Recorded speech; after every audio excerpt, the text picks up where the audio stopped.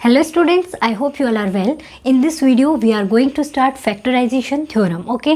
तो बेटा इससे पहले वाला जो वीडियो था उससे हमने देखा था कि कैसे रिमाइंडर थ्योरम का यूज़ करते हुए हम दो पॉलिनोमियल्स के डिवीज़न के बाद रिमाइंडर को फाइंड करते हैं। तो ये चीज़ हमने सीखी थी रिमाइंडर थ्योरम में। क्या सीखा था कि without actually doing long division method हम कैसे किसी भी दो पॉलिनोमियल्स का रिमाइंडर फाइंड कर सकते हैं। ठीक है ना। तो सपोज करिए आपके पास ना दो पॉलिनोमियल हैं 3x² प्लस x माइनस 1। ठीक है, एक ही पॉलिनोमियल है और जिसको आपने डिवाइड करना है x प्लस 1 से। ठीक है, तो आपको मैंने बोला दो पॉलिनोमियल्स हैं जिनको कि आपने डिवाइड करना है। तो अब रिमाइंडर थ्योरम जो हमने पढ़ी थी ना अभी तक, इसी के अकॉर्डिंग हम देखते हैं कि अगर आपने इन दो पॉलिनोमियल्स को डिवाइड करना है तो without doing long division method, जैसे कि आपको पता है कि हम लॉन्ग डिवीज़न मेथड करके इस तरीके से इसको डिवाइड कर सकते थे, है ना, पर ये थोड़ा लेंदी मेथड होता है। तो अगर हम ये मेथड यूज़ किए बिना रिमाइंडर निकालना चाहे तो उसके लिए हम यूज़ करते हैं रिमाइंडर थ्योरम। ठीक है ना। तो क्या करते थे इसके लिए हम, यानी कि जिससे हमने डिवाइड करना है इसको हम बोल देते हैं gx। ठीक है ना। और ये क्या होता है बेटा, दिस इज डिवाइजर। ठीक है, एंड दिस इज डिविडेंड और इसको हम बोल देते हैं px and this is dividend. ठीक है ना।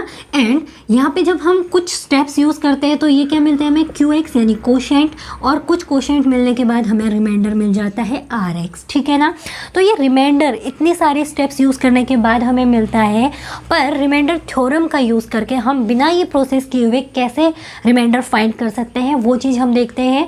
वैसे हमने ये सारी चीज़ें पहले कर ली हैं। ठीक है ना। इससे पहले वाली एक्सरसाइज का जो इंट्रोडक्शन वीडियो है वहाँ पर आपको डिटेल में मिलेगा रिमाइंडर थ्योरम। ओके बेटा, तो वहाँ से आप उसको ज़्यादा डिटेल में समझ सकते हैं। तो यहाँ समझते हैं, हमने बोला कि हमें रिमाइंडर फाइंड करना है। तो देखिए दिस इज px जिसको कि हमने डिवाइड करना है, एंड दिस इज gx। और अगर इसको लेने में कंफ्यूजन होती है तो आपने देखना है कि px क्या है। px क्या होता है बेटा, यहाँ पे एक पॉलिनोमियल है जिसकी डिग्री ग्रेटर देन और इक्वल टू 1 होती है। या तो px की डिग्री 1 होगी या 1 से बड़ी होगी। और साथ में आपको बोला गया है कि a is any real number, a कोई भी एक रियल नंबर है if px is divided by any linear polynomial x minus a, यानी x minus any real number. A को हमने रियल नंबर बोला है ना, तो x minus any real number से अगर हम डिवाइड करते हैं तो सबसे पहले तो समझिए x माइनस ए क्या है, लीनियर है। लीनियर क्यों है बेटा, क्योंकि इसकी डिग्री है 1, है ना। जिसकी डिग्री कितनी होती है 1, दैट इज़ लीनियर। अगर इसकी बात करें तो इसकी डिग्री 2 है, यानी हाईएस्ट पावर ही क्या होती है, डिग्री होती है ना। तो ये सारी चीज़ें हमारा पिछला कॉन्सेप्ट है। यहाँ पे इसकी डिग्री 2 है, यानी इसकी डिग्री कितनी है बेटा, या तो 1 या 1 से बड़ी होनी चाहिए बोला ना, तो इसकी डिग्री है 2। तो इसीलिए दिस इज px। तो px की डिग्री क्या होती है, ग्रेटर देन और इक्वल टू 1 होती है। और जिससे हमने डिवाइड करना है यानी डिवाइजर की डिग्री क्या होती है, इक्वल टू 1, यानी ये होता है लीनियर पॉलिनोमियल। ठीक है, तो यहाँ से कोई कंफ्यूजन नहीं रहेगी कि हमने किसको px बोलना है और किसको gx बोलना है। अब पहला काम हम क्या करते हैं, 0 ऑफ gx निकाल देते हैं। तो उससे हमें x प्लस 1 इक्वल टू क्या मिलेगा, 0। 0 जब भी हम किसी पॉलिनोमियल का निकालते हैं तो हम उसको 0 के इक्वल लेट कर लेते हैं। तो हमने इस पॉलिनोमियल को लेट कर लिया 0 के इक्वल, यानी हमने gx इक्वल टू 0 बोल दिया, जिससे हमें gx का 0 मिलेगा। ठीक है ना। और 0 क्या होता है वो भी हमने पहले पढ़ा हुआ है। 0 का ये बिल्कुल भी मतलब नहीं है कि किसी भी इक्वेशन का 0 केवल 0 नंबर ही आएगी। Zeros of any polynomial can be 1, 2, 3, 4 and so on. ठीक है ना, कुछ भी हो सकता है, ज़रूरी नहीं है कि 0 ऑफ पॉलिनोमियल है तो इसका मतलब वो 0 ही होगा। ठीक है ना। बस हमने इक्वेशन को लेट किया 0 के इक्वल, तो यहाँ से हमें x इक्वल टू मिल गया -1। तो this x equal to -1 is 0 of this gx। ठीक है। अब जो हमें x की वैल्यू मिली है उसे हम पुट करते हैं px में, यानी px, x की वैल्यू कितनी है -1, तो x की जगह हमने रखना है -1। ठीक है, तो यहाँ हम पुट करेंगे -1² प्लस -1, तो यहाँ से हमें p-1 मिल गया बेटा। दिस इज 3 -1, तो p-1 इज 1। ठीक है, तो ये क्या है, दिस इज रिमाइंडर यानी rx है। ठीक है ना। This is remainder for this two polynomial. जब आपने इस gx से इस px को डिवाइड किया है तब जो आपको रिमाइंडर मिलना है दैट इज 1। आप अगर इस मेथड से भी करेंगे ना तब भी आपको rx कितना मिलेगा, 1। ठीक है, तो यही प्रोसेस आपका इतना लेंदी ना हो इसके लिए था रिमाइंडर थ्योरम। होपफुली आपको अच्छे से समझ आया होगा। अब देखिए रिमाइंडर थ्योरम से हमने एक और चीज़ देखी थी, अगर हम किसी भी दो पॉलिनोमियल्स को डिवाइड करते हैं तो उन्हें किस तरीके से लिख पाते हैं हम, dividend equal to divisor into quotient plus remainder, है ना। तो इस तरीके से लिखा जा सकता है। अभी हम केवल रिमाइंडर थ्योरम का ही रिवीजन कर रहे हैं, उसके बाद हम आएंगे फैक्टर थ्योरम पे, ठीक है। तो अगर हम रिमाइंडर थ्योरम से इस तरीके से लिख सकते हैं, तो देखिए यहाँ पे हमने एक एग्जाम्पल तो इसका ले लिया, जो कि हमने ये पॉलिनोमियल ली है, ये वाली, ठीक है। तो इसको हमने किस तरीके से लिख पाए बेटा, अगर इसकी बात करें तो 3x square plus x minus 1, ये हमारा है डिविडेंड, ठीक है ना। तो ये क्या है बेटा हमारा dividend equal to divisor, divisor क्या था gx यानी x प्लस 1, ठीक है, इनटू कोशेंट क्या है, अभी इस केस में हमें कोशेंट नहीं पता है, तो हम लिख देते हैं इसको qx प्लस r कितना मिला है हमें 1। तो यहाँ से हमें इक्वेशन मिली कुछ इस तरीके से, ठीक है। अब ऐसे एक और इक्वेशन ले लेते हैं जिसमें कि हम px ले लेते हैं 2x cube plus x square plus x, और gx ले लेते हैं यानी जिससे हमने डिवाइड करना है दैट इज x, ठीक है। तो इस केस में देखिए हमने सबसे पहला काम करना है gx को 0 कर लेना है, यानी इसका जीरोज निकालने के लिए हम इसको 0 के इक्वल लेट करेंगे, तो इससे मिली x इक्वल टू 0 हमें वैल्यू। अब इस x इक्वल टू 0 की वैल्यू हम पुट कर देते हैं px यानी p0 बन जाएगा, है ना। यहाँ x की हर वैल्यू पर हमने रखना है 0, तो ये हो गया 2 into 0 cube plus 0 square plus 0, तो यहाँ से हमें p0 मिल गया बेटा 0। And what is this p0? This p0 is a remainder for these two polynomials when px is divided by gx, है ना। तो इस केस पे जब हमें रिमाइंडर 0 मिल चुका है, तब हम इस इक्वेशन को कैसे लिख सकते हैं, px यानी डिविडेंड यानी 2x cube plus x square plus x, है ना, इक्वल टू डिवाइजर कितना है हमारा, this is x into quotient यानी qx प्लस r, यानी r कितना है 0, तो हम r यहाँ पे लिखेंगे ही नहीं, ठीक हो गया ना। तो देखिए यहाँ से हमें एक कंक्लूजन मिला था कि अगर ये px है ना, इसको हमने क्या बोला था बेटा px, और ये क्या है हमारा gx, तो इससे हमारा एक कंक्लूजन मिला था जो हमने काफ़ी डिटेल में समझा था, वहाँ पे हमने नंबर्स के बेस पे भी समझा था इस चीज़ को, ठीक है ना, कि क्या x और qx इसके फैक्टर हैं। यस, ये दोनों क्या है, इसके फैक्टर हैं, यानी कि आप क्या बोल सकते हैं, ये जो x है ना जिससे हमने डिवाइड किया था, this is the factor of px when r equal to 0। यहाँ पे क्या था, r इक्वल टू 0 था, उस केस में ये x जो है यानी जो डिवाइजर है, this is the factor of dividend, ठीक है, divisor is the factor of dividend when r equal to 0, ये आपको ध्यान रखना है, यही यूज़ होगा हमारा फैक्टर थ्योरम में, ठीक है। एंड qx यानी जो कोशेंट होता है, वो कोशेंट भी फैक्टर होता है डिविडेंड का, पर इस कोशेंट के लिए अभी यहाँ कोई बात नहीं की गई है, केवल आपको ये याद रखना है अभी कि डिवाइजर जो होता है हमारा, divisor is the factor of dividend when reminder is 0, ठीक है। जब भी रिमाइंडर 0 होता है तब डिवाइजर डिविडेंड का फैक्टर होता है। अब इसको हम एक एग्जांपल से देख लेते हैं, जो कि आप नंबर्स के बेस पे देखें तो देखिए अगर 18 को डिवाइड करना है 2 से, है ना, तो कितना आएगा, 2 से आप 18 को डिवाइड करेंगे ना, 2 9 जा 18 होते हैं एंड रिमाइंडर इज 0। तो रिमाइंडर 0 वाला केस है ना, तो नंबर्स के साथ आप और इजीली समझ पाएंगे, तब आप इस पे इसको अप्लाई कर पाएंगे, ठीक है। तो देखिए इसको हम कैसे लिख सकते हैं, 18 इक्वल टू 2 इंटू 9 यानी divisor into quotient plus remainder यानी 0। अब इस टर्म को हम लिखेंगे नहीं, तो ये बन गया हमारा बिल्कुल इसकी तरह, ठीक है ना, ये आप कोरिलेट कर पाएंगे। यहाँ पे 18 क्या है, दिस इज px एंड 2 क्या है बेटा, दिस इज gx। तो क्या हम बोल सकते हैं कि 2 is the factor of 18? Yes, है ना। तो यहाँ से भी हमें पता लगा divisor is factor of dividend, clear है। सिमिलरली 9 क्या है हमारा, दैट इज qx यानी कोशेंट, तो quotient is also factor of 18। तो ये चीज़ हमने अपनी पिछली एक्सरसाइज में भी काफ़ी डिटेल में समझी है, होपफुली आपको यहाँ भी समझ आ गया होगा, है ना। अब देखिए एक दूसरी चीज़ और समझ लीजिए जो हमने पहले भी पढ़ी है कि 18 जो है ना वो मल्टीपल है 2 का भी और 9 का भी।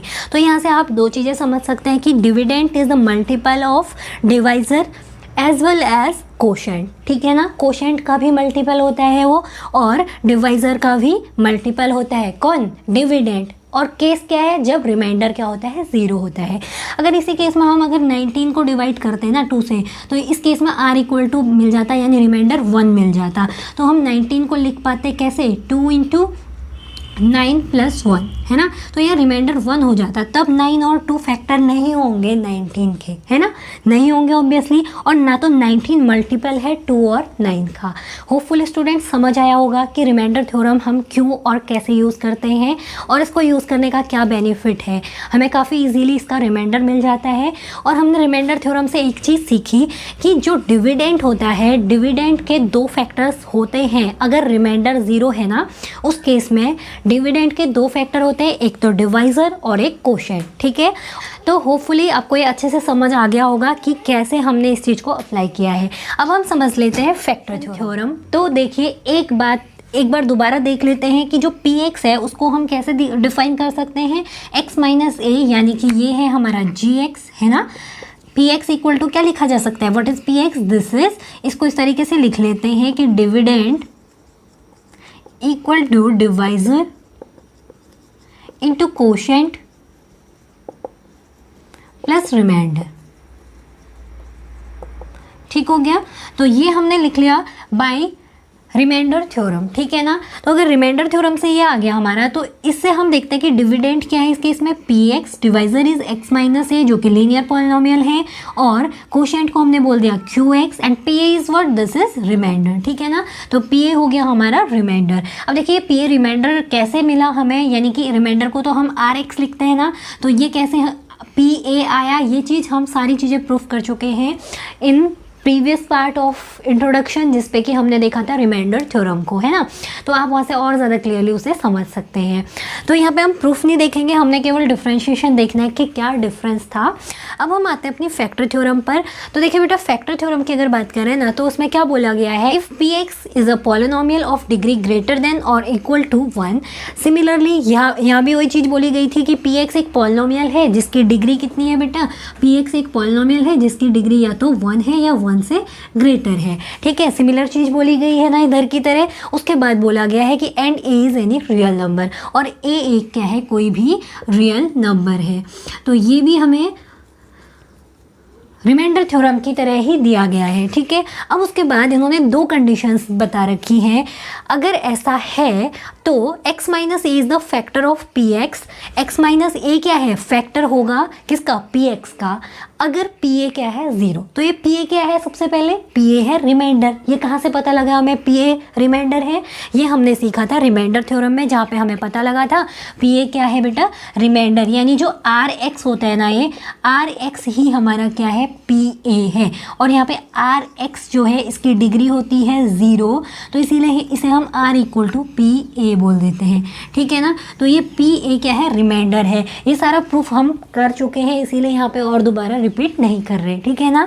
तो अब देखिए यहाँ पे इन्होंने क्या बोला, अगर रिमाइंडर 0 है तो x - a क्या होगा, फैक्टर होगा px का। पहली बात ये बोली है, और दूसरी चीज़ इसी की रिवर्स बोली हुई है। देखिए ये कोई नई चीज़ तो नहीं बोली, हमने अभी पढ़ी थी रिमाइंडर थ्योरम में कि अगर रिमाइंडर 0 होता है तो उस केस में जो डिवाइज़र होता है, डिवाइज़र क्या है यहाँ पे, x - a, यानी कि लीनियर पॉलिनोमियल जो है वो डिवाइज़र है। तो डिवाइज़र क्या होता है, फैक्टर होता है डिविडेंड का। Dividend is px। यही चीज़ें सीखी थी अभी हमने, एग्जाम्पल के साथ देखा था हमने इधर, ठीक है ना। अब दूसरी चीज़ इन्होंने बोली pa = 0, यानी pa क्या है, रिमाइंडर 0 होगा if x - a is the factor of px। Remainder 0 होगा अगर x - a क्या है, फैक्टर है px का। तो देखिए कितनी सिमिलर चीज़ें हैं दोनों, बस आपको कन्वर्सली इनको प्रूफ करना है कि ऐसा कैसे, ठीक है ना। तो चलिए विद सॉल्यूशन समझ लेते हैं प्रूफ। तो सबसे पहले हम लिख लेते हैं बाय रिमाइंडर थ्योरम।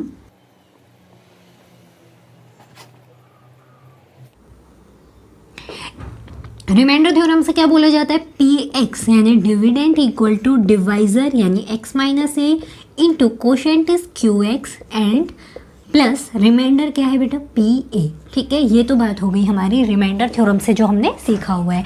अब हम अप्लाई करते हैं फर्स्ट पार्ट के लिए। तो देखिए क्या बोला गया है, x - a is the factor of px if pa = 0। तो अगर pa = 0 है ना, तो रिमाइंडर थ्योरम से px क्या बन जाएगा बेटा, px = x - a into qx, है ना।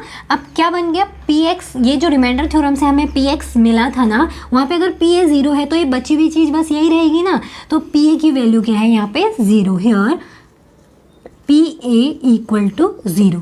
तो अगर यहाँ पी ए इक्वल टू 0 है, हमें पता है ऐसा है, तो पी एक्स हमारे पास केवल इतना ही बचेगा। और अगर पी एक्स को हम इन दो टर्म्स की मल्टीप्लिकेशन के फॉर्म पे लिख रहे हैं, इसका मतलब this is the factor of P x. So x minus A is factor of P x. ठीक हो गया। तो कितना इजी था, देखिए यहाँ क्लियरली दिख रहा है। अगर हम किसी भी नंबर को दो नंबर्स के प्रोडक्ट के फॉर्म पे लिख पाते हैं तो वो उसका फैक्टर है, ऑब्वियस सी बात है ना। जैसे हमने 18 को लिखा था ना 2 × 9, तो देखिए 2 is the factor of 18 and 9 is also factor of 18, है ना। तो यहाँ से हमें पता लगा कि x माइनस ए क्या है, फैक्टर है पी एक्स का। तो ये प्रूफ हो गया, बहुत छोटा सा प्रूफ है। अब हम देखते हैं सेकेंड प्रूफ को। तो बेटा अगर हम सेकंड पार्ट के प्रूफ की बात करें तो इसमें आपको क्या बोला गया है, if x minus A is factor of P x, यानी कि अगर x माइनस ए क्या है, फैक्टर है पी एक्स का, तो हम पी एक्स को कैसे लिख सकते हैं, x माइनस ए इंटू जी एक्स, जहाँ पे कि जी एक्स क्या है, कोई भी एक पॉलिनोमियल हो सकता है, ठीक है ना। तो देखिए एक पॉलिनोमियल इंटू दूसरा पॉलिनोमियल करके अगर हमें पी एक्स मिल रहा है, इसका मतलब x माइनस ए फैक्टर है पी एक्स का एंड जी एक्स भी फैक्टर है पी एक्स का। ठीक हो गया ना।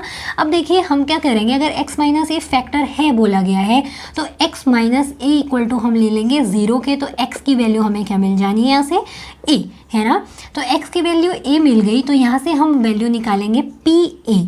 ठीक है, पी ए की क्या वैल्यू मिलेगी हमें, a minus A into G ए, ठीक है ना। तो यहाँ से पी ए इक्वल टू क्या मिल गया, a minus A is 0, 0 into G A is 0, तो पी ए इक्वल टू हमें मिल चुका है बेटा 0। तो ये हो गया हमारा proof for second part. Okay, hopefully students आपको समझ आया होगा कि फैक्टराइजेशन थ्योरम और रिमाइंडर थ्योरम में क्या डिफरेंस है और हम इसका यूज़ किस तरीके से करते हैं, ठीक है। और साथ में आपको इसका प्रूफ भी समझ आया होगा कि कैसे हमने रिमाइंडर थ्योरम को प्रूफ किया था और कैसे हमने फैक्टराइजेशन के ऊपर वर्क किया। तो स्टूडेंट्स मिलेंगे नई वीडियो में जहाँ पे हम करेंगे कुछ एग्जाम्पल्स फैक्टराइजेशन थ्योरम से रिलेटेड।